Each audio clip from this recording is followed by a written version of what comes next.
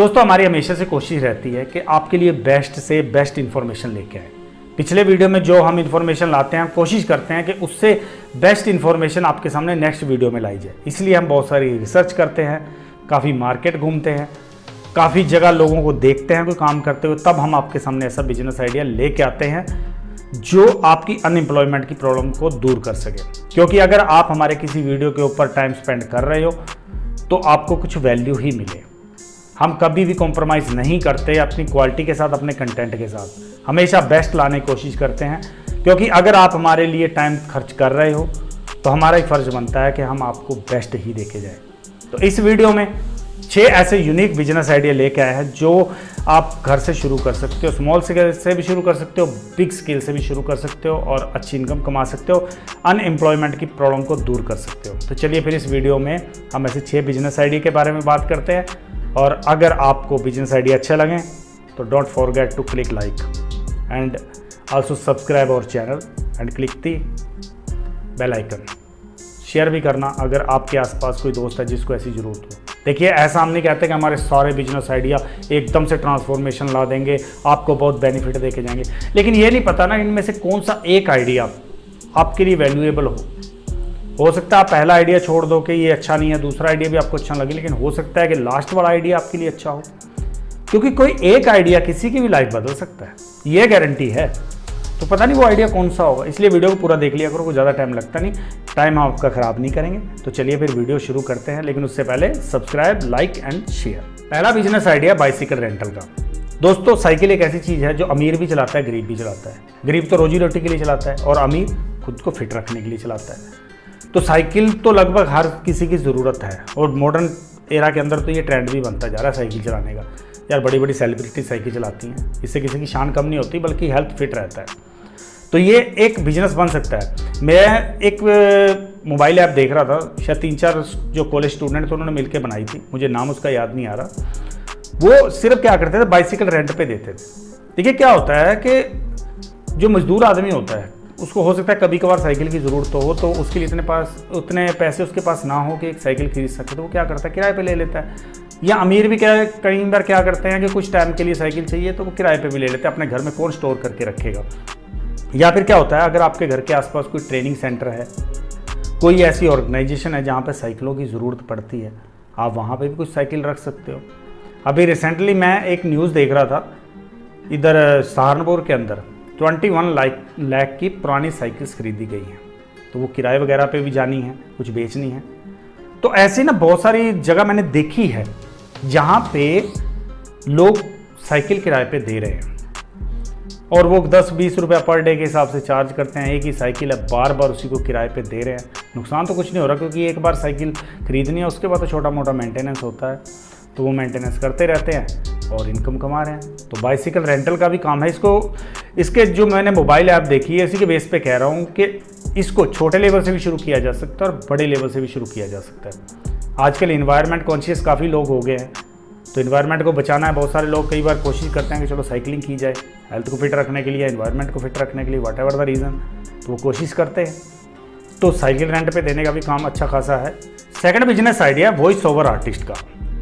दोस्तों, अगर आपकी किसी भाषा के ऊपर अच्छी पकड़ है, आपकी आवाज़ अच्छी है, आपकी डायलॉग डिलीवरी अच्छी है, तो आप वॉइस ओवर आर्टिस्ट बन सकते हो। अगर आपको लगता है कि आप कैमरे के सामने जाके फेस नहीं कर सकते तो then just go on back stage और आप अपनी आवाज़ दे सकते हो किसी भी कैरेक्टर को।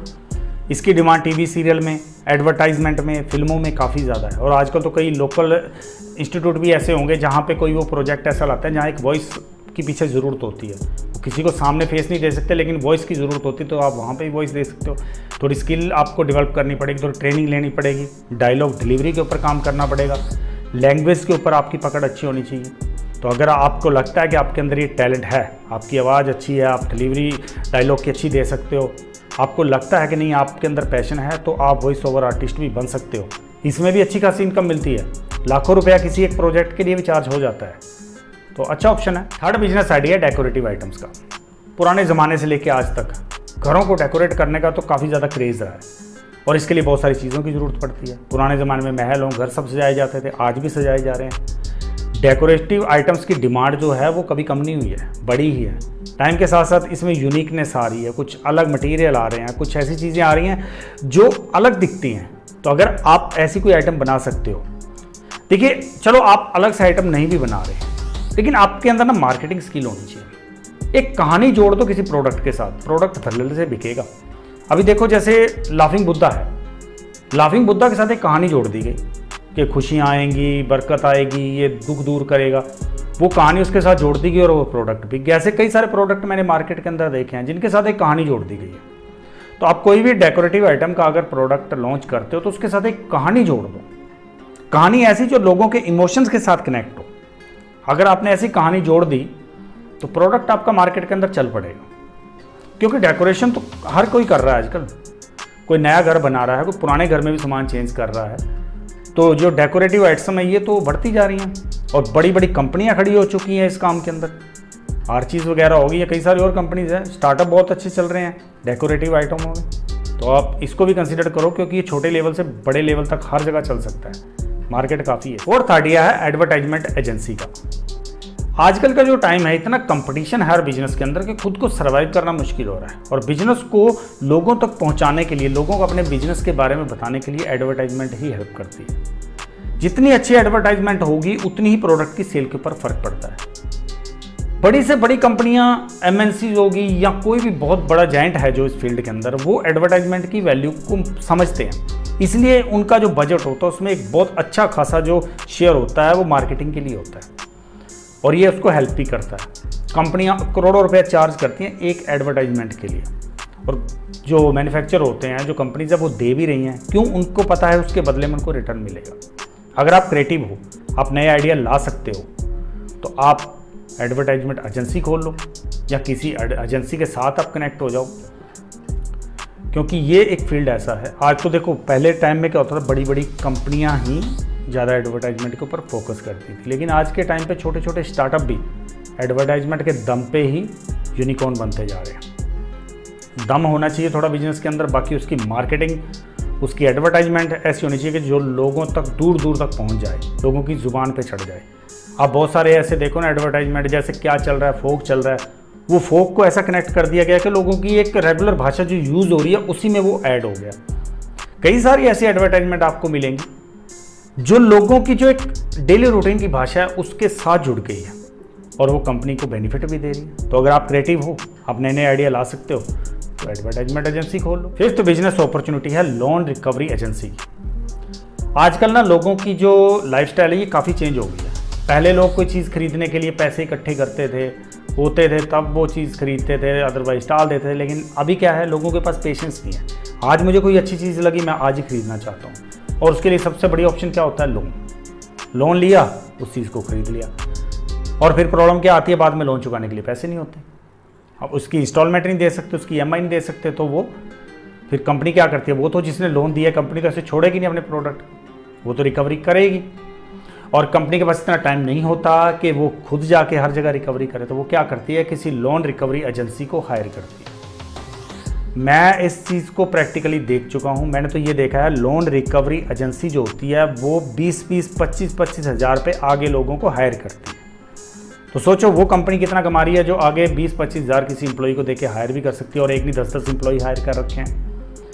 तो आज के टाइम में लोन रिकवरी का काम काफ़ी बढ़ रहा है, क्योंकि लोग चीज़ तो खरीद लेते हैं, फिर पैसे नहीं होते, फिर उसकी रिकवरी करनी पड़ती है। तो अगर आप ये एजेंसी खोल लेते हो, कोई 10-12 लोगों को हायर करो, काम तो वो करेंगे, आपने सिर्फ उनको मैनेज करना है।